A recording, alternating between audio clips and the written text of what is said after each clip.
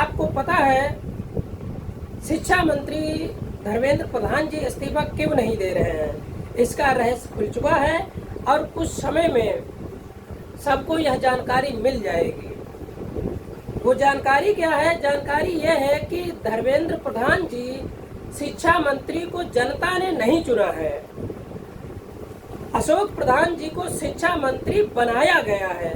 और बनाया किसने है यह तो सभी जानते हैं। जब ये चुन के आते तब जनता के कहने पर या उसके विरोध करने पर ये इस्तीफा दे सकते थे, लेकिन ये चुन के तो आए नहीं है, इनको तो बनाया गया है।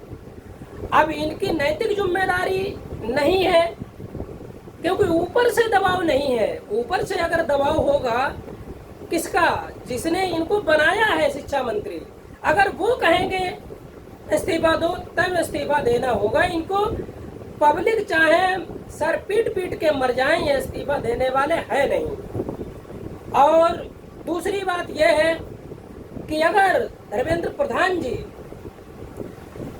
में इंसानियत होती तो शायद इस्तीफा दे दिया होता, लेकिन उनमें इंसानियत बची नहीं है।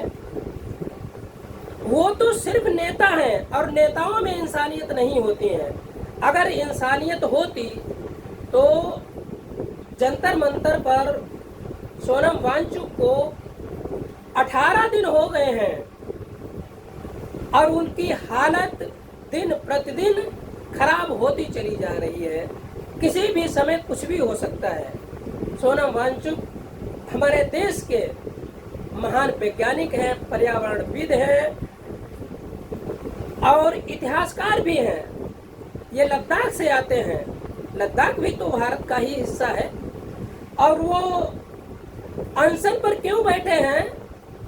वो इसलिए बैठे हैं क्योंकि भारत के युवाओं के जो निरंतर पेपर लीक होते चले जा रहे हैं, इन पर कोई जिम्मेदारी नहीं लेता है, इस पर कोई जवाब नहीं देता है। साथियों, अगर आज के समय में अगर नहीं जागे ना तो वैसे भी सब कुछ बर्बाद हो गया है। अब कुछ ज़्यादा बचा नहीं है। थोड़ी बहुत शिक्षा बची है ना, वो भी बर्बाद हो जाएगी। वैसे भी बर्बाद हो ही चुकी है। सरकारी एजुकेशन पॉलिसी ख़त्म हो चुकी है। प्राइवेट बची है। प्राइवेट शिक्षा वही दिला पाएंगे जो जिनके पास पैसा होगा, धन होगा।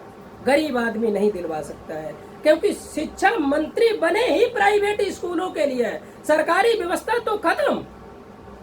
इस बात से अगर आप सहमत हैं, थोड़ी सी भी इंसानियत बची है, नैतिकता बची है इस देश के युवाओं के लिए, तो आपको इस्तीफा देना चाहिए। और दोगे भी कैसे? क्योंकि इंसानियत नहीं है। साथियों, इस बात से अगर आप सहमत हैं तो इसका समर्थन करें। नमस्कार।